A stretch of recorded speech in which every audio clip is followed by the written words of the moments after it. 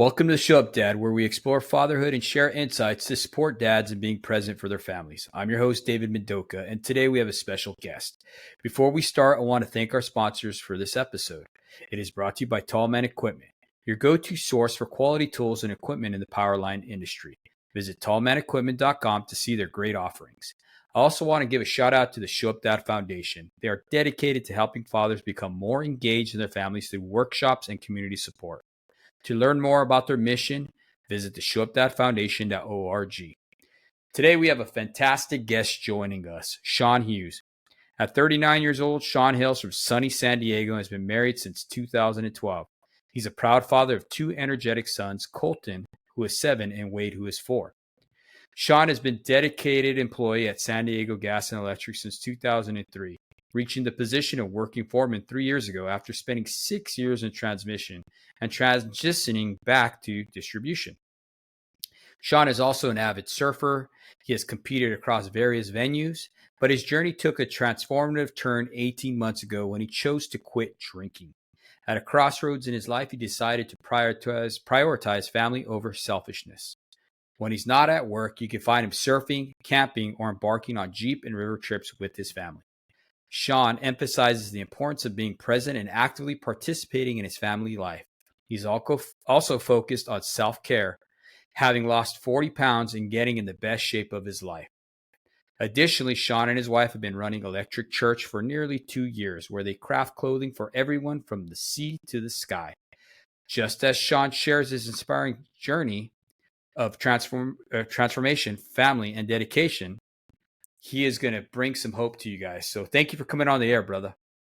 Thanks for having me. Yeah, for sure, man. Well, you're doing all kinds of stuff. You're super busy, Shawn. I just want to start with you just sharing with our audience, man. What was the pinnacle, the crossroads that happened in your life that you chose to stop drinking? So basically, I was at the crossroads of just drinking myself to death or choosing life. I was a highly functioning alcoholic, drinking every day, drinking hard, pretty much ran my life. Everything revolved around that. But, in this trade, we start to see some of the older guys who, they burn the candle at both ends their whole careers. And so starting to watch some of those guys that I used to look up to, they start passing away real early. And so I started looking at myself, I'm like, all right, that's going to be my path. My future, if I choose to go down that road, keep going down that road. So I had to make a choice. I'm pretty much like all or nothing. So there's no casual social drinking for me. So quitting was the only choice. Yeah, for sure. I know I've been sober for 17 years, but let me tell you, hop water is absolutely amazing. Have you tried that? No, I haven't tried it. Dude, it is so good. It has adaptogens in there, like theanine and ashwagandha, completely no alcohol. And I highly encourage guys who struggle with alcohol or they want to become sober and stuff like that to try it out. It just calms you out. It relaxes you. Ashwagandha has a calming effect. Helps you sleep as well. And man, it's just a safe alternative to alcohol. Because like I didn't know how to quit either, man. It was all or nothing. And when I started that 30-pack, by golly, mama didn't raise no quitter, and I'm going to finish that dang thing. You know what I mean? Oh, yeah. So for some of us, it's just not good, right? Yeah, I ended up just doing. So I did the I'm a Comeback program. So I did that, and that worked for me. I don't know if you've heard of that. No. What is that? So I don't know. I never tried like AA, So it's just like a different program. You sign up for it, pay for it out of pocket yourself. It's definitely not cheap, but it's kind of like it's a good like men's group to get you back on track, hold you accountable, like a 6-week program. And that just set me straight. Like it was good. It worked for me. it was a good deal. So after Mm-hmm. that, for those 6 weeks, man, it's been smooth sailing since. Yeah, yeah. How is it? How important is it for you to like stay away from those bad influences, as far as like other people are still drinking and Uh, stuff like that? Does that it trouble you at honestly all, or doesn't bother me one bother you? bit, honestly. Yeah. Okay. I mean, other than like, you see people getting sloppy and stuff, it starts to, irritate you a little bit more. But like, honestly, it doesn't, there's no desire. Once I decide to quit, like it's been, Mm-hmm. it's all or nothing. So there's just been no choice. Plus the pros of being sober and changing my lifestyle and all the benefits to being Mm-hmm. sober, it's night and day difference, when you live that life for so long, and then you get out of it and you realize like, geez, it's so much better once you get your head out of the clouds. Mm-hmm. And it is. It's like a fog on when you're drinking. I used to think I was so much better when I would drink and stuff, and then I started realizing that, man, it was just a mask for something that I was dealing with. For me, I had a lot of pain, a lot of shame that I would cover up. I had a lot of anxiety. I was in the military, and I didn't even know I had anxiety because what did we do? We drank. You know what I mean? And we threw down at bars. We did whatever we did. You know what I'm saying? And once I stopped drinking and I started getting sober and clear and all that stuff, all that fog went away. I started seeing how much bad had been caused by me drinking. Every single thing I had done in my life that was negative, I could associate it to me being under the influence of alcohol, you know? Definitely. I So agree. how how is your family how have they adjusted with you being sober now? Have you seen a big difference with that, or um I've definitely seen a big difference. I Mhm. think, all aspects of my life have improved. Just because you quit drinking doesn't mean, all of a sudden you're a super husband or anything. You got to work on all the other things that you were neglecting. So it's still just I'm still just a work in progress. So relationship with the wife, definitely better. Kids, way better. Um, just being there, being more present, I never thought I'd be coaching, flag football or helping coach lacrosse or doing all these other things that, when you quit drinking, you find yourself getting involved in work just because you're open to it. If I was drinking, I wouldn't have been open to any of these things. I would have been that dad sitting in the bleachers, with a cocktail in his hand. But, so all those aspects of life Yeah. definitely better. Yeah, for sure, for sure. Um what was it like for you? Like, how did you start? Was it being in the trade? Is that where you figure you started drinking a lot, or like has it always been something that you did, or like what's something you're shown, or Uh, I mean, this trade, as you know, like there's mm-hmm. a lot of things that come with it, from all your Yeah. buys or just the lifestyle and just, being a young guy. Like when I got in, I was 21 when I got into, the utility industry. Um, Started out as an apprentice when I was 22. So it was just like perfect timing to jump into that lifestyle. And then, it's just, I don't know, it just seems like that's how it was, and like how life's supposed to be. You work hard, you play hard, and Yeah. things just years go by, and you're just like you don't get out of that groove. It just builds and builds, until you got this addiction that you don't even see as an addiction. It's just normal, Mhm. and as long as you can show up to work, guys don't judge you in this trade. You got a lot of guys that are alcoholics, or you work with guys who have got other addictions and different problems, and it seems like guys just don't call each other out as much. If you show up to work and you can take care of your stuff, that's just what you do. Guys just accept you for who you are. So, something that's kind Mhm. of a trip. Yeah, it is a trip. You're absolutely right. I remember we used to like pride ourselves in being able to show up after tearing it down all night. You know what I you mean? know And I had a buddy of mine who's a lineman, and he would say, man, if you're going to hoot with the owls, you better be able to soar with the eagles the next day. And we'd pride ourselves in sweating it all out, right? By noon, being sober by noon, and Mm-hmm.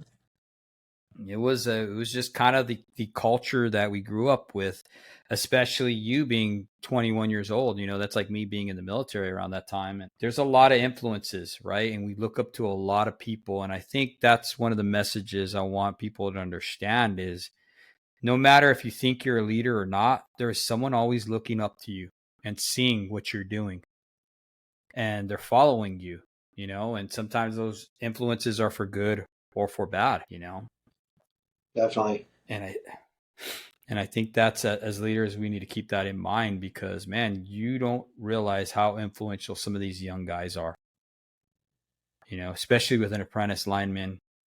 You have these little apprentices who are looking up to you. They have these big eyes and like, what are we going to do? And, you're like, hold on, kid, don't touch anything. You know what I mean?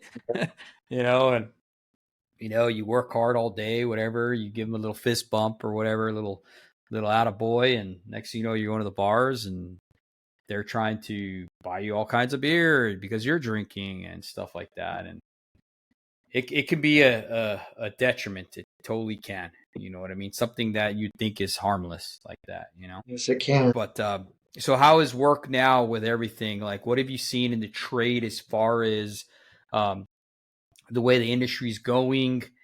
Is there anything that you see that needs to be changed that per se now that you're in the position you're at now, or what have you seen?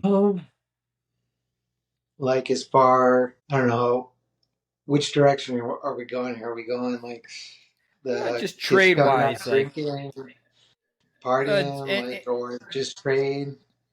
just trade in general, just like what have you seen that's changed? I know because the world is changing, right? We're not Yeah. the same world we were when we're 20 years ago or whatnot. And as long as the world is changing, the industry's changing and stuff like that, what are some of the things that you've seen that concern you or don't concern I mean, I'd say like there was a pretty good like rash. I mean, you've heard it a million times. Everybody talks about it, just like kids coming up. It's just doesn't seem like there's the same, work ethic, this same hardworking, nose to the grindstone group of kids coming into the trade anymore. But I would say within the last like 2 years, it seems you? like we've Mm-hmm. been getting better guys coming in that are more committed, more just driven, hardworking, focused. So I don't know if it was just like, say 5 years ago, 8 years ago, maybe it started getting where they were just trying to get numbers in the trade. And then, you know, if you get got in the program, everybody makes it. And there's so much pushback and there's a lot of problems, because you get guys getting through the program that shouldn't be in the trade. They have no business being up in the primary, but they get pushed through. But it seems Mm-hmm. like um, those days are gone now. So at least getting a lot better, it's headed in the right direction for sure. Plus, kids are just coming in. I don't know what's really changed, but we're just getting a better group of guys coming in. Trying Mm-hmm. trying the apprenticeship and doing well. Do you think it's because of the social media and stuff like that? Because I know when I came up, I mean, I didn't even, dude, my family were all linemen, and I didn't even know what a lineman was. You know what I mean? Yeah. And it was Yeah. a very quiet type of organization where you only got in if you knew somebody, right, or you related to somebody. So, do you think social media is playing a big influence on that, on our numbers and stuff? Maybe like at first, but I mean, as well as I Mm-hmm. do, once you get a guy on a pole, it doesn't matter what they've seen or what looks cool or great or, you know, there's no pot of Yeah. gold big enough at the end of the rainbow to get somebody up and down a pole if they're not cut out for it. So that weeds people out Mm-hmm. pretty quick. But definitely probably to get people's interest, and see what's going on, see what the trade's all about. I mean, when I got in, I had no idea. I'd call it a telephone pole, and you'd get corrected right quick because that ain't a telephone Oh pole, yeah. it's a power pole. But uh, yeah, there was no social media when I got in either. It was Mm-hmm. definitely, definitely a unique little niche that Mm-hmm. nobody knows about unless you're, like you said, family or you know somebody in the trade. How do you think the level of pride and professionalism has changed throughout since you came into now? Do you think it's changed for the good or bad? I'd say it's kind of followed like the same trend as I talked about, like with the apprentices over the last Mm-hmm. several years. I feel like the pride kind of went away a little bit from like when I first Mm-hmm. started, um, and then it seems like it's coming back. The last couple of years, it feels like it's coming back, in my opinion, from my Mm-hmm. experience. And it hasn't always been gone. There's just you know fewer guys that took real pride in their craft and their understanding of the trade, and then also just teaching, passing down the knowledge, you know what I mean? Yeah. Yeah, for sure. I feel that the teaching is being lost. It used to be when you're a journeyman, you prided yourself on making that apprentice better than you, right? That was like what they tell you. My job is to make you better than me. And that way the trade continues to go on.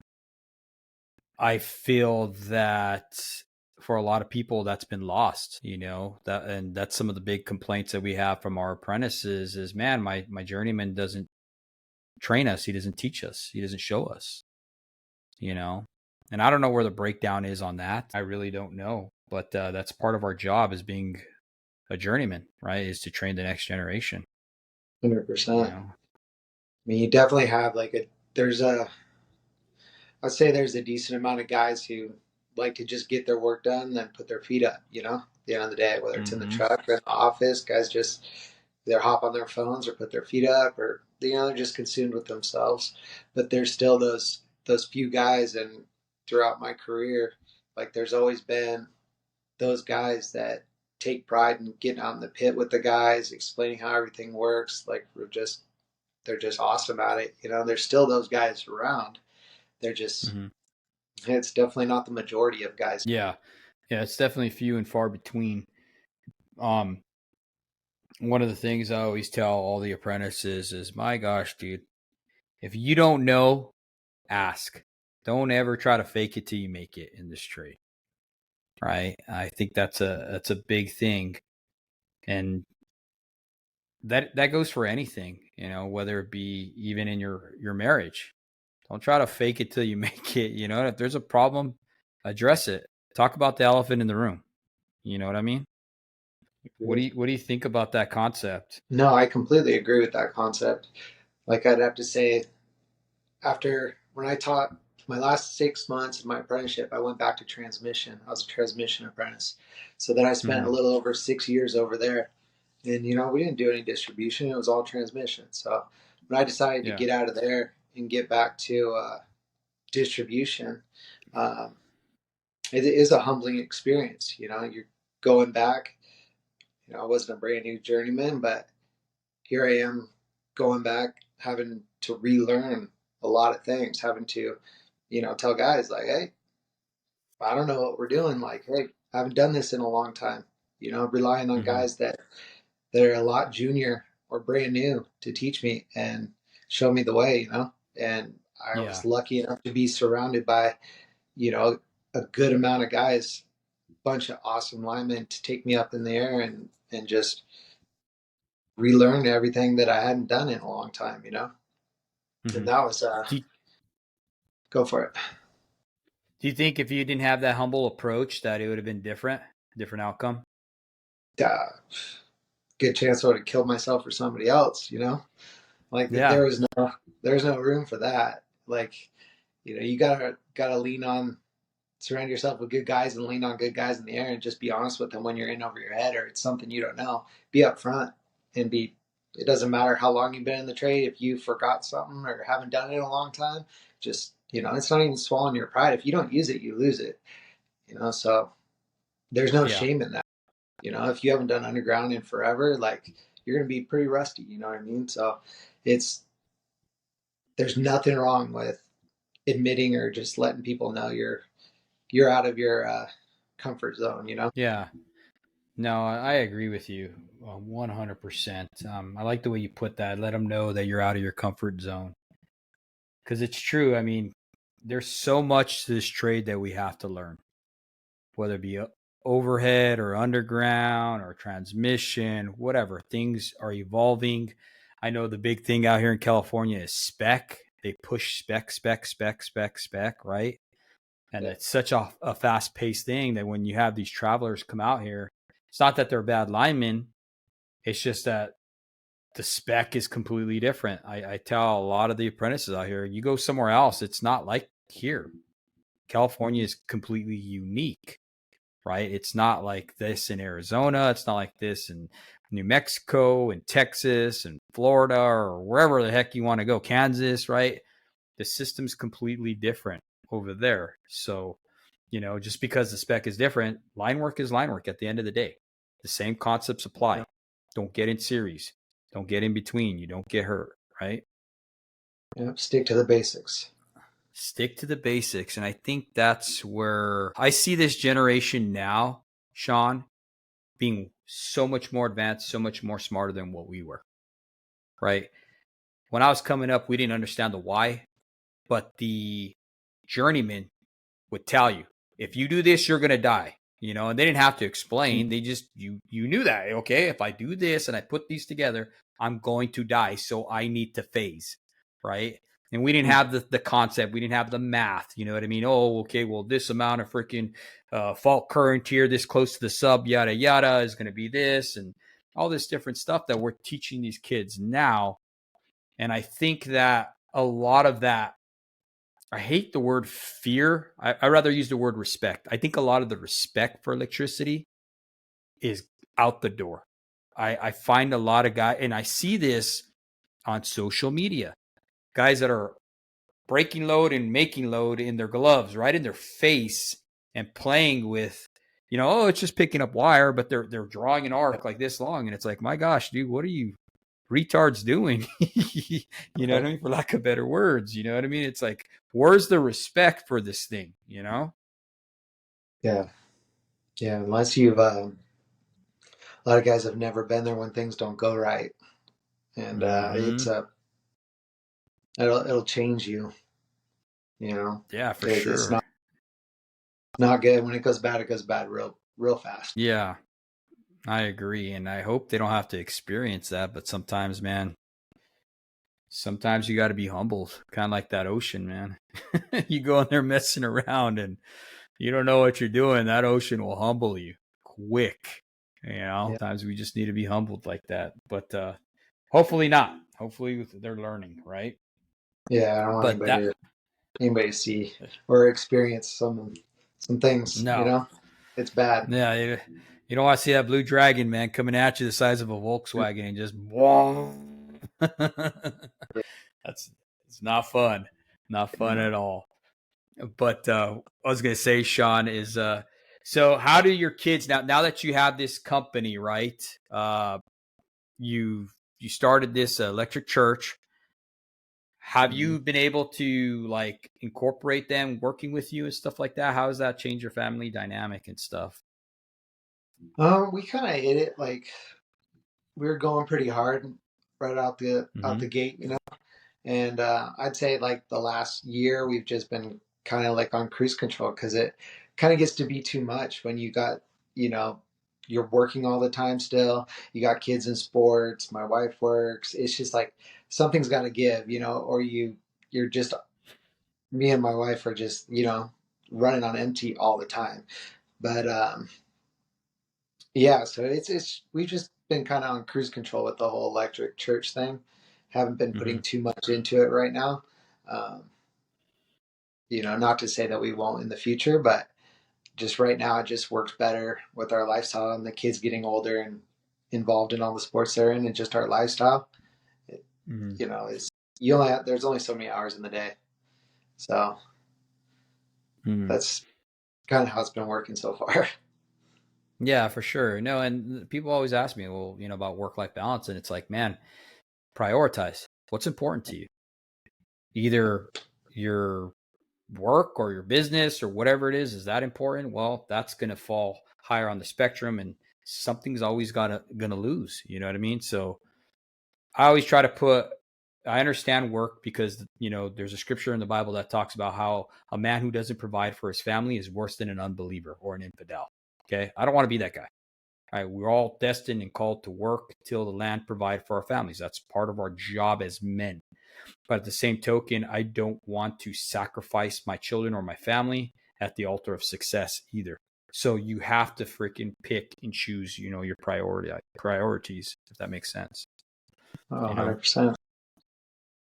Now, with that, how is the dynamic changed now that you've been prioritizing? That's good that you guys are able to recognize that you couldn't continue in that. Not to say that it's never going to happen, just shift things around a little bit. How has that changed for you guys? It's definitely better. Like shelving it for a little while, like alleviates a lot of stress. You know, when you're both stressed out, like little things become big things, and you're both on edge, ready to just pounce on everything, and that's no fun, things like the road gets smoother, I guess you could put it that way. Yeah, for sure. And that's cool that you guys are able to recognize that. Like I said, our spouse is our helper, right? They're there to help us make the decisions, and our job as a leader of the home is to carry out those decisions, right? We're there to delegate. And our spouse can come alongside us, be on the same page with us. It just goes so much smoother, right? When you guys can agree on a certain thing, like, hey, prime example, me and my wife, we didn't put our kids in sports. We have 2 boys because our daughter was so busy with cheerleading. In Southern California, cheerleading is huge. You know what I mean? It's just as big as football, especially when they go to a top 5 football team in the nation. You know what I mean? School. So we saw that we were going to be running around with our heads cut off like a chicken. And we both agreed, hey, let's not put the kids in sports yet. Let's deal with our daughter and where she's going, all this stuff like that. And man, that was a tremendous blessing, because I can't even imagine if we would have put the boys in school. We would have never saw each other. It would have been just, I'm going this way, you're going this way. And it would have been a mess, seriously, Oh, yeah. Yeah, I mean, we're not even too far off from that with both our kids in sports right now as well. It seems like that's the season of life right now. You have one kid playing club lacrosse, you have another kid playing flag football, opposite sides of the county, same days in a week, and then still working, 40, 60, 40 hours a week, obviously, but, I still try to get my overtime, try to make my money, and then still make it to all those things, make it to all the games. It's just, and my wife, thankfully, like she's a stud. She takes care of everything. She's all over it. And I think that's made my job a lot easier. She's allowed, or made it easy for me to do what I have to do to take care of the family and provide for the family. And she alleviates a lot of pressure off of me taking care of all that stuff at home. I think that's, I don't know, that's she's the unsung hero on this team, Yeah, for sure. I like that you said that she's the unsung hero, because yeah, you're right, man. Our wives don't get enough credit. They sacrifice so much for us to be able to go out and provide, right? I know for a lot of wives out there, they buy into this. And this is what I tell the apprentices, man, make sure that your wife is on the same page with you as far as this trade goes, because this trade demands a lot out of you, right? They just don't give that big paycheck away. It's going to demand from you. And when your dream becomes your spouse's nightmare, it's time to reassess the dream. Because, dude, I tell you what, man, we got these apprentices that come in and they, oh yeah, I want to travel. I'm cool with this. And all of a sudden, 3, 4, 5 months into it, 6 months into the apprenticeship, I'm having troubles. I can't go there. And it's like, dude, you signed up for this. You knew what this was going to take from you. You know what I mean? And I really wish they would actually sit down and talk and really, really say, hey, man, are you willing to go through this season? This is just a season, like you said, because it is. Yeah, hindsight's 2020. It's just a season you got to go through, right? And it's going to end. It's when years turn into decades and decades turn, you know what I mean? And there's no change and you're still doing the same thing. Isn't the definition of insanity doing the same thing, expecting different results? Right. Yeah, it's So, tough. There's usually, like the way I see it in the trade, there's guys that work anything and everything their whole career. Like it's just in them, it's who they are. You just say yes to mm-hmm, everything. And that is a really, really hard cycle to get out of. Like I pretty much worked that for the first, you know, 18 years of my career, 19 years of my career mm-hmm, here. I've been there 22 years, and it's it's been the last couple of years I've been trying to get out of that cycle. And when that's all mm-hmm, you know, like it's so hard to get out of it. You just don't mm-hmm, see any other way. It's tough. It's really tough to get out of that cycle. And I'd say it's, a decent little split. You got guys like that, and then you got guys who have no problem saying no, working their 40, working, and taking off. Well, we got trouble. mm-hmm, No, can't do it. Gotta go, you know, and they mm-hmm. seem to have no issue doing that. But if you're on the latter, man, it's a hard cycle to get out of. Why do you think it is? Why do you think, is it because you don't want to let anybody down, or like what's your thought process behind that for you? For me, like I'd say it's not letting people down. It's like pride. It's taking pride in the trade. In my head, maybe, and that's could be false. What is that? Like fake pride? Like, yeah, of course you want to do your job, take care of your job, but if you say no, there's probably somebody else going to take your spot. It's not like the power's not going to get turned back on. Like they're going Yeah. to find somebody to come out and do the trouble job. But just pride in taking care of your district. Like I work for utility, been a utility my whole career. So your district's like your home, and you don't really want other districts to come in and have to bail out your district. And Yeah. I don't, I'm not sure. Plus, you get addicted to the money. Do you want to double Mm. your salary? Do you want to more than double it? Like, how much money do you want to make? And then that's the new normal. And then, so it's a vicious little cycle. Mm-hmm. Yeah, no, definitely. I like that you put it in that perspective of protecting your district. You know what I mean? When you look at it that way, I could definitely see why one would be accustomed to trying to take all the calls, right? Because it is a pride thing. You don't want to have to be that guy that like, oh yeah, such and such. I have to go over there from my district, from my county to go put on their lights for them because they didn't have anybody who showed up, right? So it could be a vicious cycle for sure. I definitely see that. Um, how is it going as far as with your guys' training and stuff like that? Do you see a big difference in the training that they're receiving today from yesteryear as far as advancements and stuff? Um, I feel like when I went through the apprenticeship, we had a lot of real senior linemen up at the skills training center. We had Mm-hmm. some they were really well respected, feared. We feared these old guys. They were scary, but they knew their stuff, and like they were just really passionate, great instructors. Some things happen, politics happen in companies, but we had a little rash of a revolving door in our training. The program stayed the same. Program was good, but we just had a revolving door of guys doing the training. But I'd have to say, um, the last maybe 4 years, 5 years, I've had like a set group of guys that truly care and are putting a lot of effort into it. And they're actually younger guys, but I think there's some heart and there's some passion in it. So I feel like the training has been pretty solid for the kids, pretty consistent, That's pretty interesting. solid. Mm-hmm. That's interesting that you said it's younger guys who have that passion. I see that too.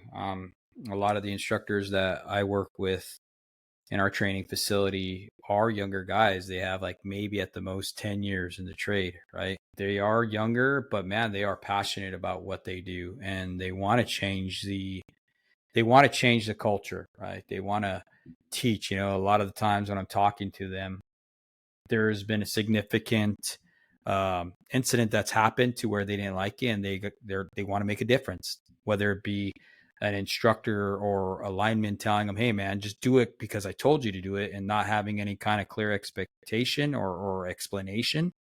And they didn't want to be that guy. They wanted to be like, hey, if you come to me, I will know the answer for you, and I see that level of pride from their work transition into their teaching. And I think it's a good thing. I really do. Yeah, I agree.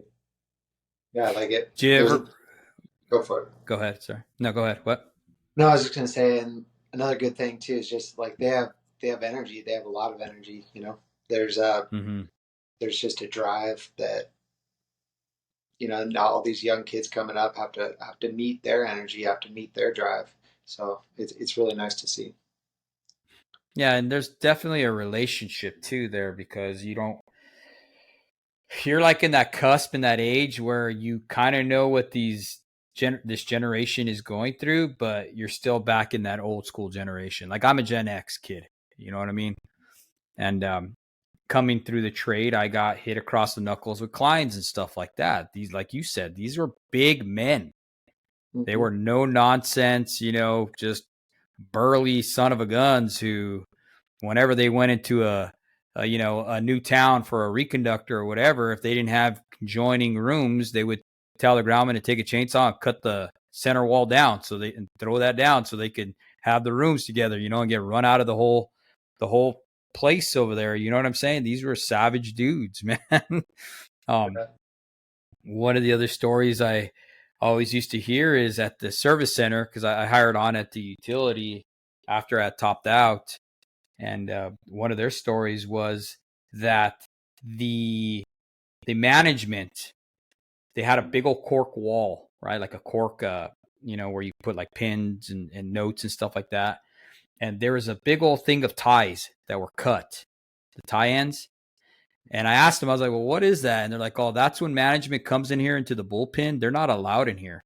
So if they came in there, because that's when management had to dress up and wear ties and stuff like that, they'd cut their tie off and pin it to the board, just letting them know, hey, you don't come back here. This is the lineman's, right? And that's the level of mentality these guys had, right? There's still a few guys that are alive, from that time frame and stuff like that. But it's pretty crazy. They were definitely a different bunch for sure, Oh, yeah, yeah, it's changed. It's changed a lot, for sure. Yeah. So with that being said, Shawn, like what is your thoughts? Like, what would you like to see changed within our industry right now? If there's something that you would change, what would you like to see changed? Oh man, I think just speaking from where I come from Mm-hmm. utility, and I think it is changing. Um, I would like to see and it might sound negative, but I'd like to see the process in which like removing apprentices Mm-hmm. from the program that shouldn't be in it become more streamlined, like an easier process. And that might sound bad, but the way the system is right now, it takes an act of God to get rid of a apprentice. Like all the documentation, because of legal and everything else, like there's a lot it takes, and it takes a lot of work on the lineman and the foreman side to document everything correctly and go through the processes, and it works, but Mm-hmm. it's a long process. And when you have somebody that shouldn't be in the trade, it takes away a lot of attention Mm-hmm. away from the guys in the air working, the foreman on the ground, or other guys on the ground watching that guy, making sure he doesn't get hurt, put himself in a bad position, or isn't building stuff incorrectly for the 30th time. So Mm-hmm. I I think it takes away from watching your guys, making sure your guys are safe up in the air when you're babysitting on the ground, which is part of the trade, is part of teaching new guys, grunts, line assistants, whatever you want to call them. Like, yeah, you have to watch them, you have to take care of them and keep your eye on them. It's just when guys get further along in the trade and aren't picking it up, I think that'd be one thing I'd like to see changed for the better. Mm-hmm. Do you But think, Shawn, all in it would all, help? Oh, I'm sorry. Go ahead. I was just gonna say, all in all, I feel like the trade's headed in a pretty decent direction. pretty good direction Mm-hmm. uh, as of today. The last couple of years. So Yeah. I mean, there's not too much I'd like to see change. I think there's pretty good relationships with management and the union side of it. Um, we have better tools, better equipment than we've ever had. And like you said, with technology, with all the standards being online and all the schoolwork being online and just all the information that's readily available, you're not digging through old books or looking through, which still work great. I love a good old standards book, but I Mm-hmm. just think it's so much easier now to find the information. So that coupled Mm-hmm. with the equipment, trucks, I mean, things are definitely better now than they were 10, 15 years ago. Yeah, I agree with you 100%. They are so much more book smart than what we were, for sure. Do you think you would help out if management would communicate the process to you guys and why it takes so long? Do you think that would So help out for you guys? no, like so I've been in construction manager now for almost a year. Yeah. And so I've been on as a lineman washing out apprentices, been a foreman washing out apprentices, gone through the whole process, and now being the apprentice coordinator for our district management side of Mm-hmm. it. So I see all the sides of it, and there's no easy way. There's no quick, easy way to get it. It's the process is just arduous and very detailed. Mm-hmm. You gotta have every I dotted and T crossed. It's gotta have your ducks in a Mm-hmm. row. So Yeah, I remember being a lineman and a foreman and stuff like that. And I couldn't understand either. I didn't understand the process. I just knew that this person, when you know, right? Um, if that person has it or not. And, you complain, you do your formal complaints, you document stuff, you do all these things that they ask you to do, right? This is back when their NPRs were on paper and they had to mail them in, right? Not on the computer. And anyhow, long story short, I would get frustrated too, and to the point where the linemen are like, you know what? Just pass them on to someone else. right, Let them be someone else's problem. Get them off the crew. And I think a lot of times that could be a good thing and a bad thing because maybe there is a conflict with their personality. I know for me, I liked I like personalities and stuff like that. Like not even personalities. I wanted you, if you're going to show up to work, it was going to be hard no matter what, right? Work was going to be hard. You're going to have good days, bad days, and whatever, man. But man, if you're just dragging everybody down because you don't want to be there and we can tell because you carry your feelings on your sleeve, that would piss me off, dude. Seriously. Dude, that would piss me off more than anything else on my crew. And I had linemen like that too. And it was like, dude, go away. If you don't want to be here, go away. Yeah, I don't need you on my crew. I don't need you bringing morale down on my crew or anything like that. Um, but with that being said, when they do make that change to another crew, then we found out that that kid was a JAMA pan, that he was just, you know, sometimes you don't match on that crew and stuff like that. You know what I mean? Or I've seen it in an opposite way where they get passed off, they go to that crew spins them in 2 days, smokes them in, a week or whatever. And they're like, oh, no, we can't deal with this, and then they send them to another guy and then another guy. And it's just like, at what point in time are we going to realize that this kid, that not everybody can be a lineman? You know what I'm saying? So I could see where the level of frustration is for the guys that are out in the field right now, for sure. But I think if we would explain to them a little bit more that, hey, it's a process and everybody's got to be in that process. You got to document your stuff. If you see something that is a hazard or a danger, you know what I mean? If you can't retain, that's a hazard or dangerous thing. You know what I mean? If you can't retain information, not just, I don't like the kid. You know what I'm saying? We got to be very specific about what we put down, because at the end of the day, you don't want a hazard. You don't want a danger, and you're absolutely right. It takes away from the rest of the crew when they're having to constantly hold this guy's hand for simple stuff like don't get in the bite. You know what I mean?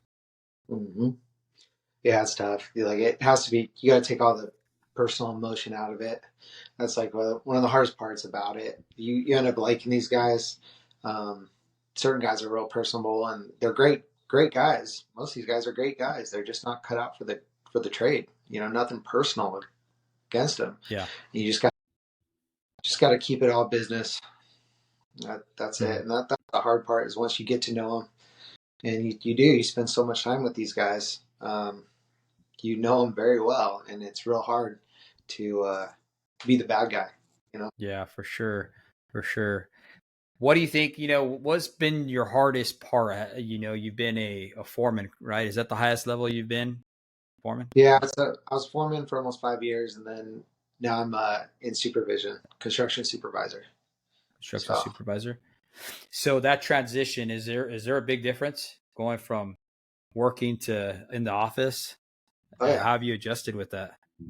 Um, I stayed in my little yards. We're a pretty small district where I'm out of, Mm-hmm. so I got a good relationship with the guys, and definitely was difficult. But it's just like a new aspect of the trade to learn, to figure Mm-hmm. out. Writing jobs, finding jobs. You know what it is, but it's been a good process so far. You know, challenging in Mm-hmm. different ways, keeps things a little. Every once in a while, change is good. So Mm-hmm. from going distribution to transmission, back distribution, doing all these different things. For me, bouncing around, doing different things every once in a while, every handful of years has kept it interesting for me, kept it fun, challenging. So Mm-hmm. it's been a good transition overall. I like it. Yeah. What I noticed is you're not so physically tired, but now you're mentally tired. And sometimes that's worse, right? You're just Yeah, drained. yeah. uh, I'd say like the just with customers, we have there's good customers, bad customers, and that's about the biggest like drain is working with people that do not want you on their property. They do not want you anywhere around them. That's the hardest part day in, day out. So mhm, just walking that fine line every day, trying to mhm. keep everybody happy. So it's like you said, it can be more mentally draining, but overall, it's a good transition. It's been good Mhm. fit for me, for my family, my work life balance, a little more freedom, a little more flexibility to make it to all the different functions and games and things like that. So I think it was a good time for me to get out. Yeah. Now we're in hurricane season and stuff like that. We got that big hurricane that's been on the news right now that just the poor people in the southeast are just getting ravaged with all the rain and flooding and stuff like that. Did you guys send anybody on mutual assistance out there? No, no, it didn't. So I'm not sure if there's talks or anything in the works. Mm-hmm. Most likely not, if we haven't heard anything by now. So, Yeah. but yeah, this guy's got their hands full. I know it's crazy. I used to go on a bunch of storms, and this one, they all sound really bad, but man, this one with the flooding is just been crazy. You know, they're having, what is it, like up to 200 and some the last I heard of deaths because of it. I Yeah, mean, that's crazy. yeah, it's pretty And tragic. and my heart goes out to those people out there that have lost a loved one and who are dealing with this and losing their livelihood. Rest assured, guys who are listening, the linemen are on the way. They're there to help you guys out and support you and bring hope back to you and bring that power back on. It doesn't happen overnight. So please be patient with them. Make sure not to be running any generators. Try to keep them safe. And man, just be easy with them. These guys are working a lot of hours out there trying to get your livelihood back in the right order. You know what I mean, with the power and stuff like that restored, all your comforts restored, and they're having to leave their families and their comfort to come and put on your comfort for you. So please be patient. You know. Shawn, have you been on any mutual assistance like that before? Or? Yeah, I've been to a couple fires. Uh, Oh, those suck, don't yeah, they? yeah, been to a handful of California Uh, fires. So uh, yeah, those are it's rough.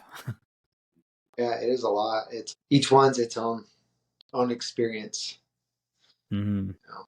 But yeah, it's a lot. You see a lot of things that put your life in perspective when you see so much destruction and devastation from whether it's a fire, or a hurricane. It's pretty wild to see and experience, and puts you through all the emotions. That's one thing I when I first went on my first one, I wasn't expecting. You're excited, you're ready to go, and then throughout the day, as you're driving to the job or going to the next one and the next one, you find yourself coming back to the trailers, and you're just like, for me personally, just it starts to like just wear on you as a like on your soul. It's you see so much sadness all day long. And there's fun. We have a good Hmm. time. It can wear on you. Yeah, for sure. I first hurricane I ever went on, I remember walking through a field. I had my hooks, and I was gonna go climb a pole real quick, and I go through this field, and all these crows just start flying. It was this big green field filled with crows. I mean, thousands and thousands of crows, right? And they all left, and it smelled so bad, and there's the humidity and all that stuff going on. And this is in Galveston. And what had happened is they had these bayous there, and when the hurricane came through, it took all the sea creatures, all the water out of the bayous, right? And all the fish and everything else, and they dumped them on these fields. So these crows were having a smorgasbord, and it was just so smelly, dude, and awful. And oh man, I just couldn't get over it, man. At like 5 in the morning, you are completely saturated and soaking wet, dude, just from the humidity. And it's so hot. It was a miserable time. It was, man. You know, and I thought that was the worst. And then you go on an ice storm, and you're like, this sucks even more. you know? Being cold's terrible. Oh, bro, you could. I don't know what's worse though, because if you're cold, you could always put on more clothes. But when you're hot, you're just hot. There's only so much you can take off. You know what I'm saying? Yeah, I know. I prefer the heat. I could cold any day. Yeah, heck yeah. No, that's awesome, brother.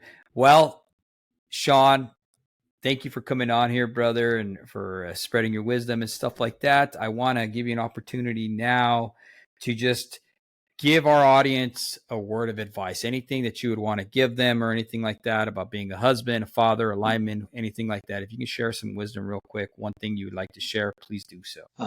One thing I'd like to share: take care of yourself.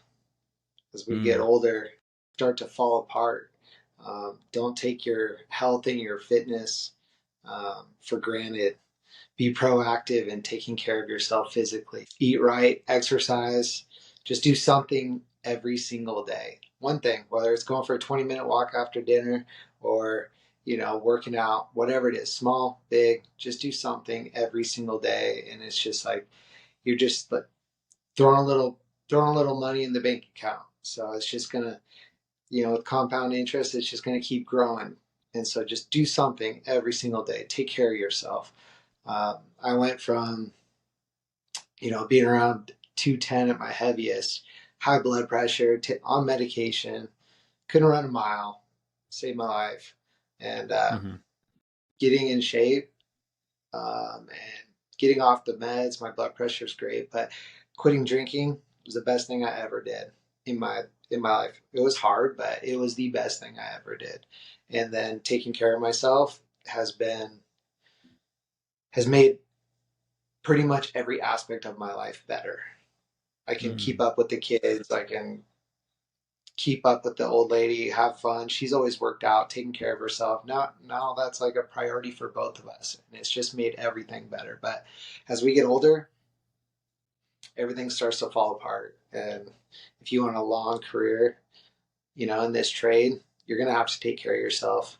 And I'd like to say, I like to say there's a lot of guys taking care of themselves and their health, putting more emphasis on it now than ever before, but there's a lot of guys who aren't.